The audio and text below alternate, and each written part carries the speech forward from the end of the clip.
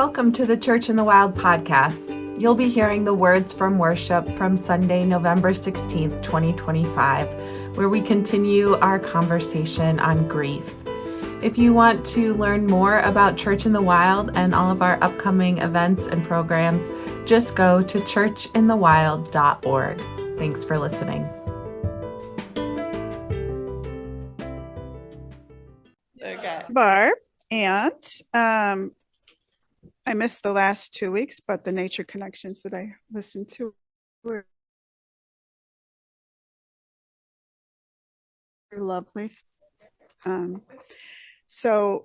These days, and even nature can hold symbols of sorrow and grief that can add to our own feelings of sadness. And I know we think of nature as being, relieving our sadness, which it does a lot, but there are symbols of grief and sadness in nature. And some plants and animals even have the words for grief right in their names. But the thing about these symbols of grief in the natural world is people have attached those symbols to the plants and animals. I don't know why people have to attach sad things to natural things, but they have. So if we look, we can see that they can also represent cases celebration. So of these symbols that actually contain in their names sadness sounding things, we'll start with the weeping willow. Right? It became a symbol for sorrow and grief because of its drooping branches and the way that raindrops run off its long leaves like tears. And in the Bible, they describe the Israelites weeping while in exile, surrounded by willows along the rivers. And because of this, in the 1700s and 1800s, tombstones from that time, many of them contain symbols of willow trees on the tombstones, which you don't see currently, but that was popular at that time because of these biblical references to sadness and weeping. During that time, also, people would make mourning garlands, M-O-U-R, mourning garlands from willow leaves. And there was even a saying that someone was in their willows when they were grieving. But willows are also a symbol of life after death for some cultures. They're the first trees to take root and grow after disturbances to the land in some places. And they have the ability to regenerate after losing their leaves and their branches after storms and things like that. They're very quick, as long as their root system is still intact, to regenerate new branches. So that makes them seen as signs of renewal and immortality as well, if you look at it that way. We have animals like the mourning dove who get a bad rap for being mournful because of their sorrowful call. Their cooing has been described as a mournful moaning, and they're also referenced in the Bible in different places for that. But instead of associating with sadness, when some hear their cooing, they think of it as a release or a letting go of grief and a return to inner peace. And also in the Bible, the dove returning to the ark with the olive leaf has become a universal symbol of peace. The dove also symbolizes the Holy Spirit in the Bible. So instead of connecting the dove to sorrow, we can think of it as a sign of restoring our troubled spirit to a peaceful state. And as for the dove itself, he's singing to attract mates, not because he's sad. A plant that I did not know this about at all that's associated with the grieving process, but in a more positive way, is the marigold. And the Aztecs started the celebration of the Day of the Dead to honor the souls of loved ones who had passed and to welcome their spirits back to visit. They put marigolds on paths leading to tombstones and altars to attract the spirits and guide them to the altars or to the cemeteries where offerings to them were being made. They chose the marigold because it was hoped that its strong, pungent scent and its bright colors would cause the spirits to take notice and then follow them along the path of flowers that was laid out. So instead of being a somber occasion, like our All Souls Day, which is the same day as this Day of the Dead celebration, it is a celebration with the marigold connecting the realms of the living and the dead on that day.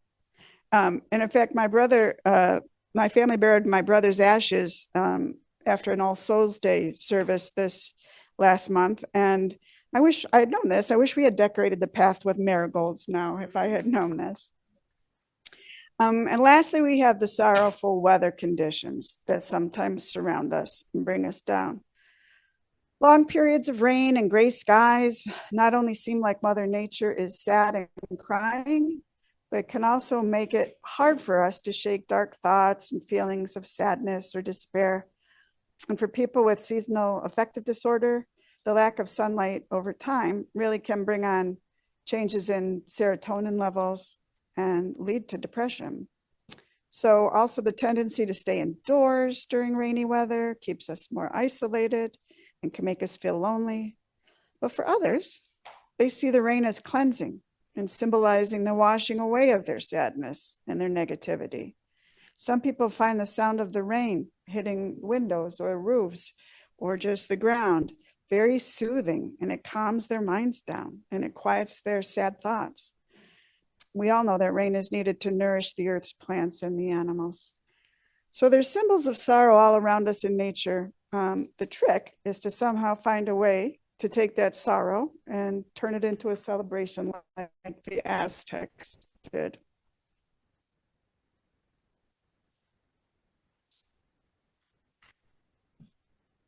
Lovely.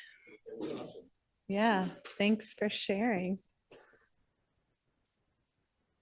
I love the marigold part. That's what, yeah, I just made a note of that.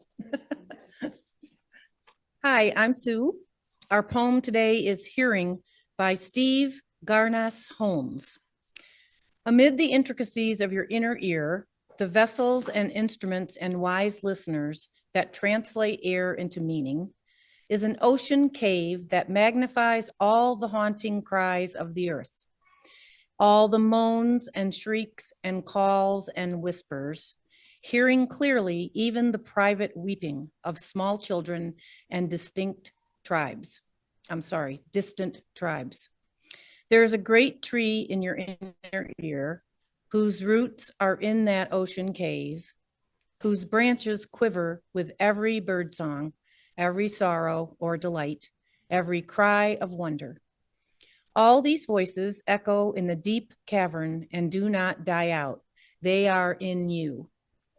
So it is that we often do not hear well, with all the noise, and often feel some real yet vanishing weight we do not understand, perhaps of grief or hope or joy unspoken. At times, therefore, we pause in stillness and let the chorus complete its aria. Heard then the voices calm and become in us a clearer hearing, a deeper wisdom. We speak with the voice of hearing. Thank you. Hello, my name is Jackson, and our wisdom today comes from the Bible, the Hebrew Scriptures, Hosea 4, 1-3. Hear the word of the Lord, O people of Israel. For the Lord has an indictment against the inhabitants of the land. There is no faithfulness or loyalty, and no knowledge of the God in this land. Swearing, lying, and murder, and stealing and adultery break out. Bloodshed follows more bloodshed. Therefore the land mourns, and all who live in it languish. Together with the wild animals and the birds of the air, even the fish of the sea are perishing. Please join with me the response to the wisdom in your program. The earth cries out, we hear her voice. May we grieve with her and receive the healing of her grace. Jackson. Hello.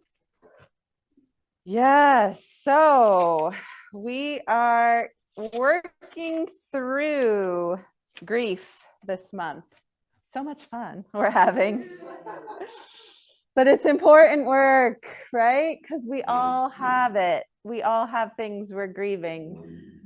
All of life, any change is a source of grief. And so we're using Francis Weller's book, The Wild Edge of Sorrow, where he outlines these 5 gates of grief, these entryways into the holy ritual he names of grief.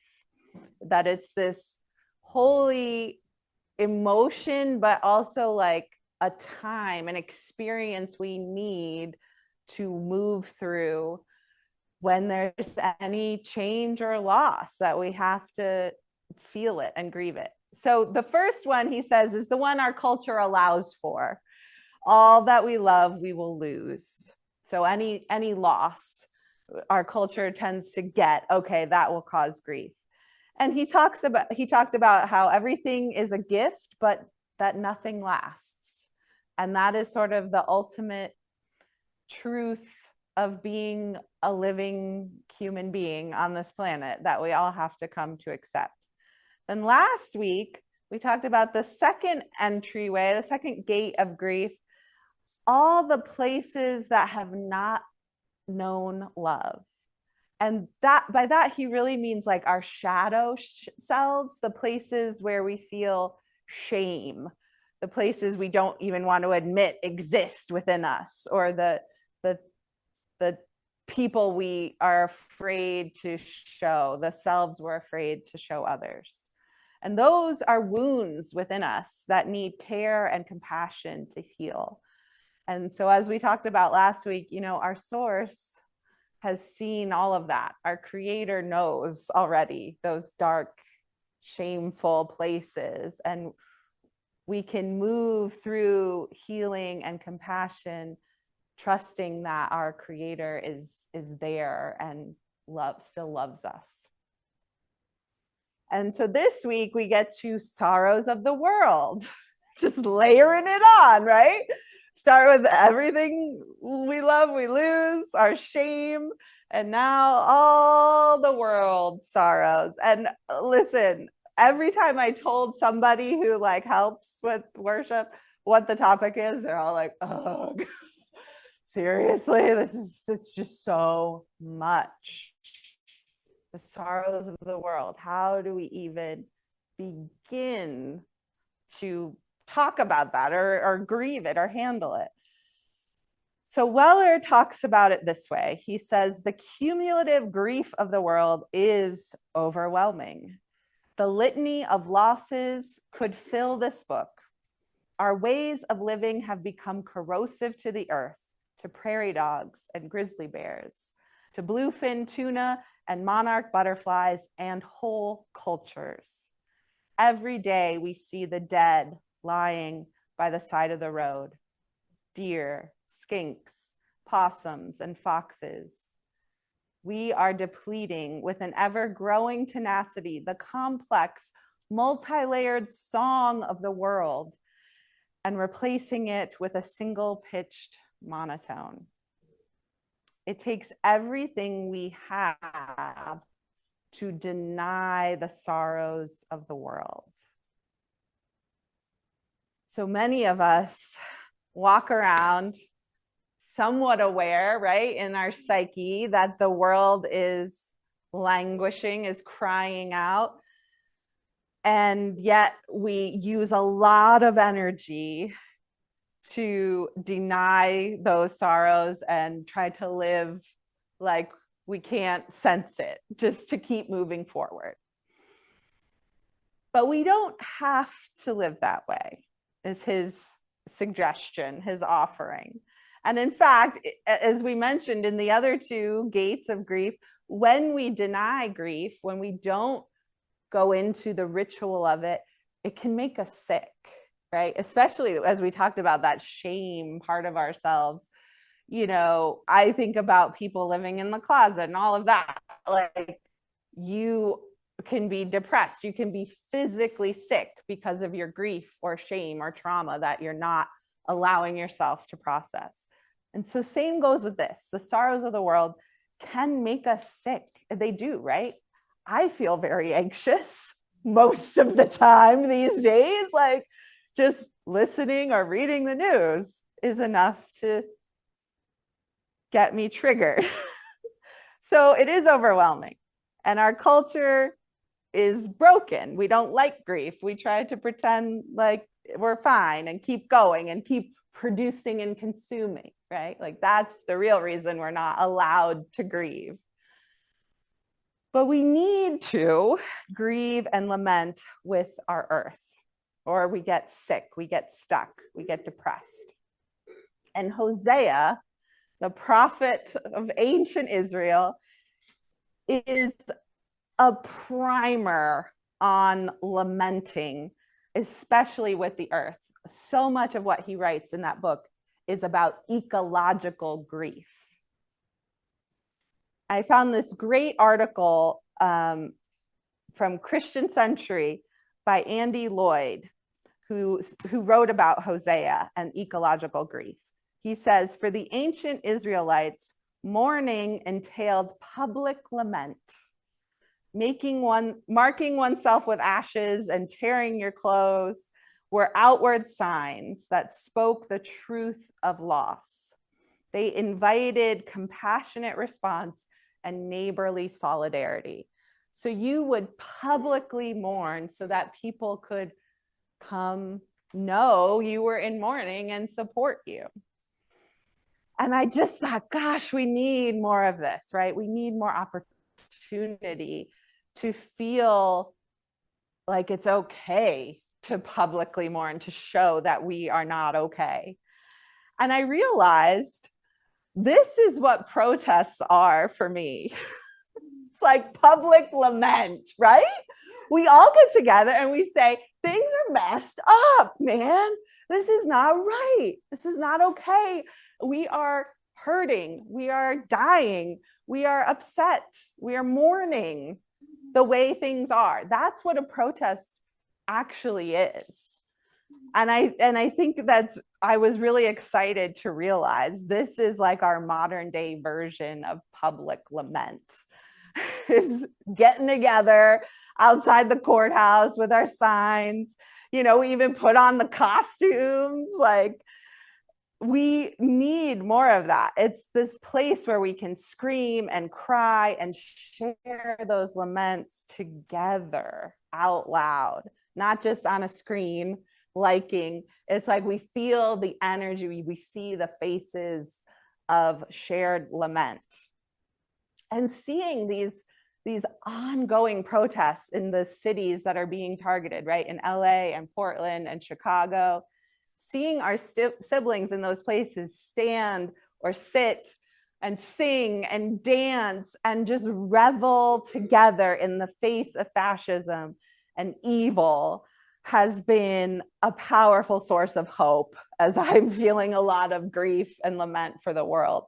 To see these places where people are coming together and doing that public grieving and public solidarity. It's that moment where, like he said, it's an opportunity for people to step up and say, I need solidarity here. I am not okay. And lots of other people are standing up too and keeping each other safe as best they can.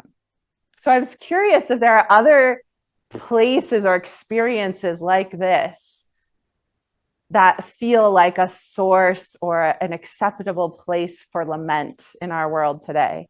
Yeah, Hannah. Do you have like moments of silence for something tragic? Oh, yeah, a moment of silence. Yeah.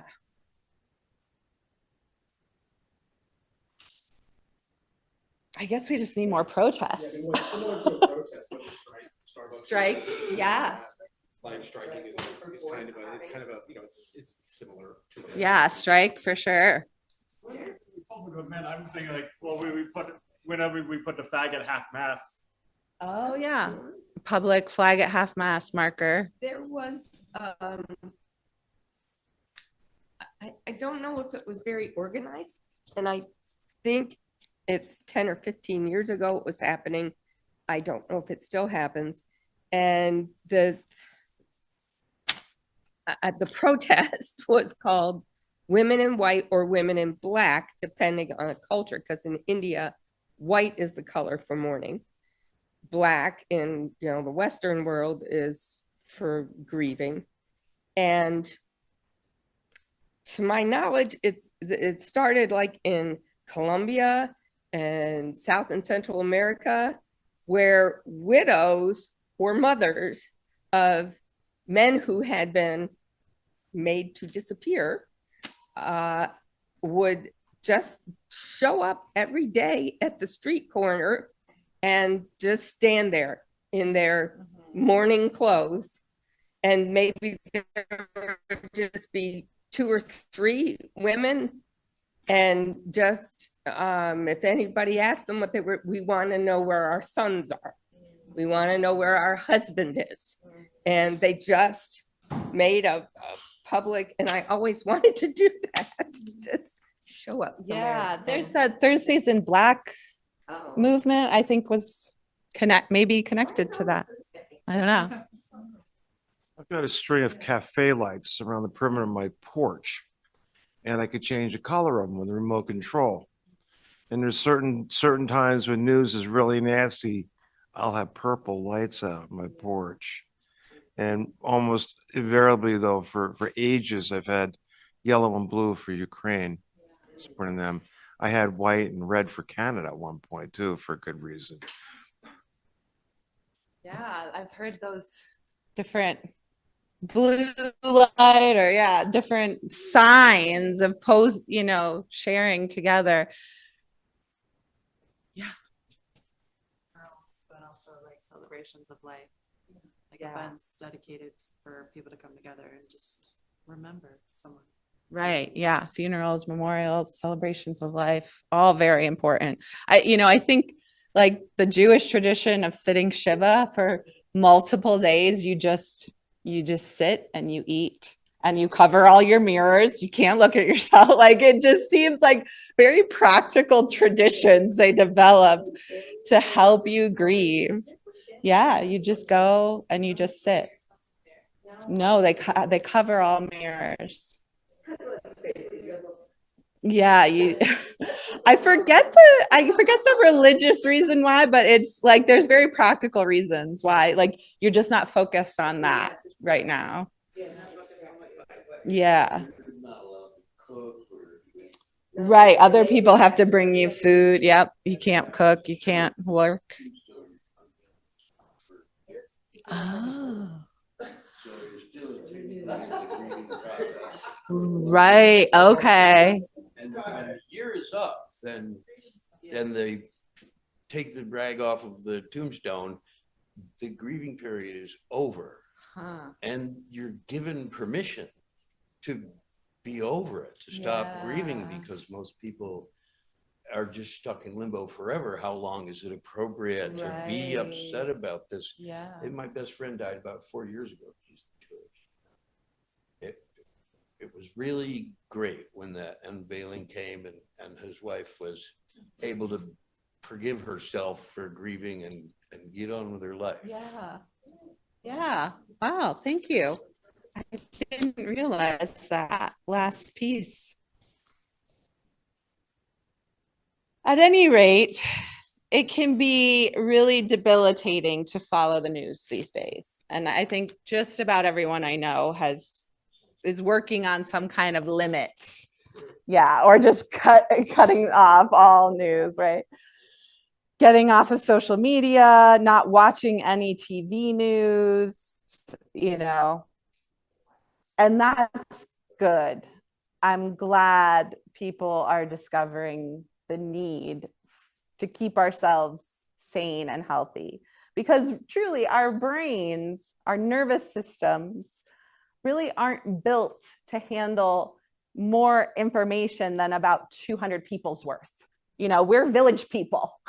Okay, like that's how we came to be, with small villages, and we knew everybody and we knew all their business, and that's what we could handle.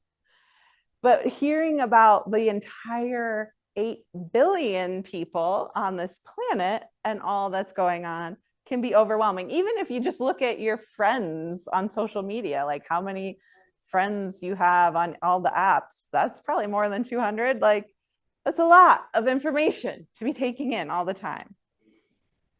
So it's good to set timers, to take breaks, to choose your sources carefully and not engage with the ones that aren't helpful.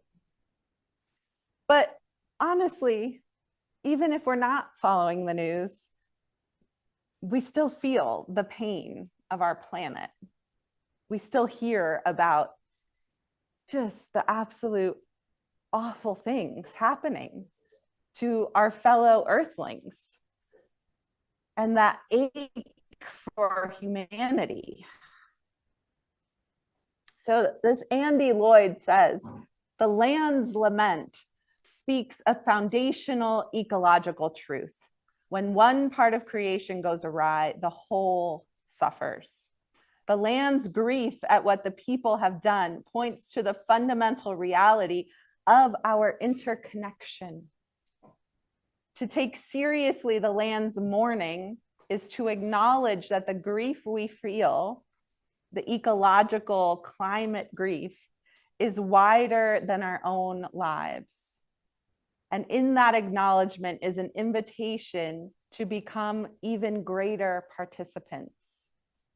What might happen if you used creation's lament as inspiration for what to do with your own too rarely acknowledged grief? So if we look to nature and see how it seems to be crying out, right? Or severe storms everywhere. Tornado, volcano that just happened this past week. All of these signs, right, that seem to be indicators that something is wrong. I mean, we can listen to climate scientists who are telling us very clearly, you know, basically screaming it every chance they get, things are not okay. But we see the decline of songbirds and different animals, and certainly people more in touch with nature notice these things sooner and faster, but we all feel that. We can use that as inspiration and reminders, connections of how to process our own grief. The rain, right, is cleansing. I feel so much better after a good cry. And there's science behind this. It releases toxins from your body. Stress hormones are found in tears. And they can even tell if you're angry or if you're sad by the makeup of your tears, by what is released from them. And it feels like so much better when you just let it out. And that's what the earth is doing, right? It's just raining, kind of cool us down. And that's what I think our tears do. We have to have that storm to get to a place of peace. So tapping in, being aware of the ecological grief and the news and all that is, it's hard because it reminds us of all the grief, right? I think we try to suppress the global grief because if we started crying for every lost species, we'd never stop. And then it would remind us of all of our personal losses too, right? Like we get worried that it'll snowball. But I have found there are times that I have seen the news and was brought to tears by it. And then I felt ready to act. You know, I had to feel the sadness before I felt ready to do something about it. So letting ourselves feel the sadness can be a really healthy thing to move us to the next step. Weller says, it takes a heart of courage and conviction, one willing to look into the center of the suffering and remain present. We all share the communal cup of loss, and in it we find our deep kinship with one another and the living world. That is the alchemy of grief, the great and abiding ecology of the sacred, once again showing us what the indigenous soul has always known, that we are the earth.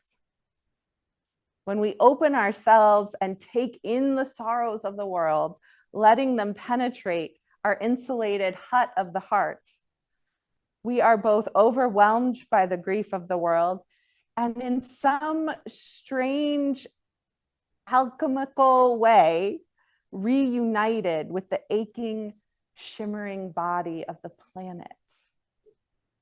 Remembering our bond with the earth helps heal our bodies and souls. The sweet medicine of creation is available to each of us, offered without reservation or deserving. We don't have to earn its grace. It's not a reward for doing something right. It is a matter of recognizing and feeling the fullness of our constant connection. And that just really fascinated me, that idea that if we allow ourselves to feel the pain of the earth, if, maybe it's daily, maybe it's weekly or monthly, if we just take a moment at some point, feel it, shed some tears, let out some scream, do whatever it is that you do when you mourn, feel the grief, it will help us feel even more connected to this great grace of the earth that provides for everything we need. The healing of just putting your hand or your feet on the ground, right? Feeling the cool air, breathing in the fresh air of the trees. All of that is just freely given all the time. And when we can grieve with it, we feel that connection even deeper. And the healing goes even deeper into our grief. So my encouragement is keep those timers, keep the limits, but allow yourself a moment once in a while to let the sorrows overwhelm you and feel that release, feel the alchemy of the grief.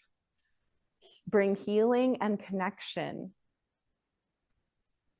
with this beautiful web, this living, shimmering being of a planet that sustains all life and provides for all of our needs and will bring us healing for our individual griefs without knowing if we deserve it or not. But she is always there waiting to bring us healing.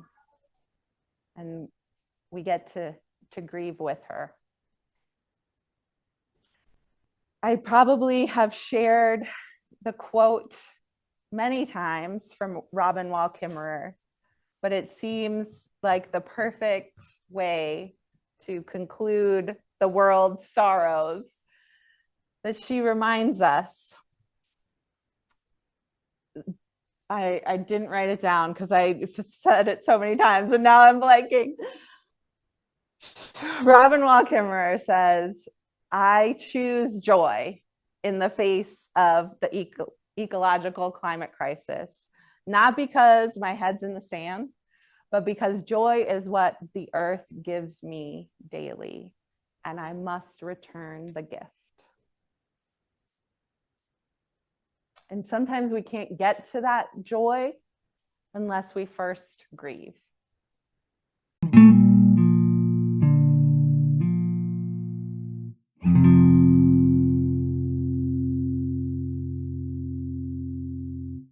I don't know what you guys like to do to get nice and comfy. But I'm going to invite everyone to put both feet on the floor if you can. That feels good. Close your eyes. Don't worry, no one's coming to get you. And take a breath in and out as we talk a little bit about our subjects this month. A lot of feelings, a lot of things that we all experience on a day-to-day that give us feelings of loss, feelings of grief. These big feelings come in waves, much like our breath. So I invite us to inhale and exhale on a steady, slow pace. And I want us to think about some of the things that we were talking about, some of the things that came up during our service, things that are happening in the world, maybe personal things that are going on. Where do you feel that in your body?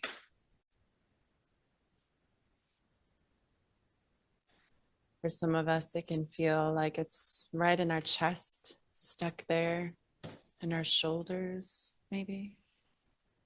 It can come through as pain, maybe aches, maybe thoughts. And as you breathe in and out, I want you to just be aware of it. Feel it, but just be aware of it. Notice it. Is it big? Does it come in waves? Does it hurt?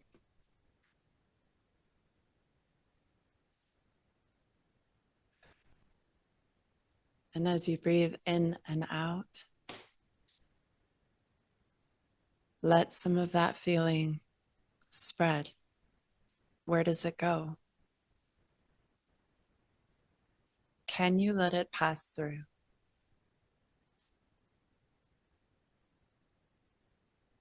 Notice the pressure of the weight you have where you're sitting. Let go of your shoulders. Let go of your jaw muscles.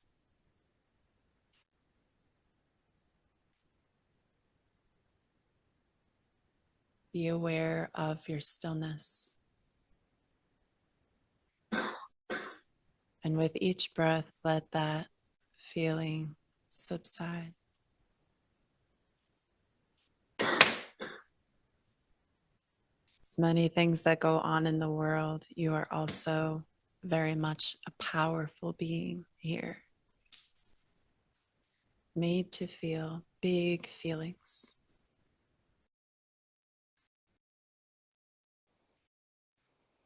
Each of those feelings come with growth, come with change.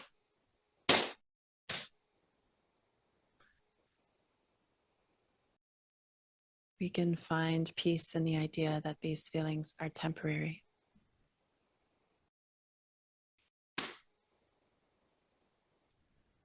We can be grateful for having big feelings. Also comes with big feelings of happiness.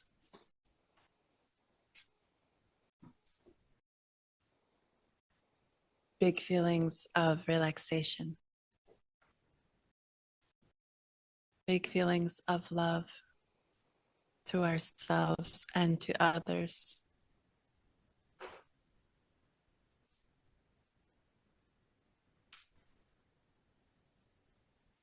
We can relate to each other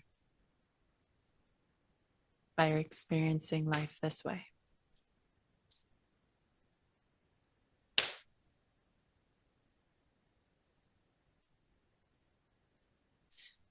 As you breathe in, let some of those good feelings come into that space.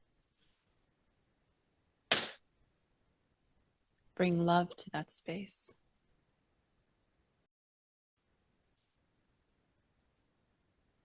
And as you exhale, let go. Let go of the pressure, the expectations. We are allowed to feel and we are loved for it.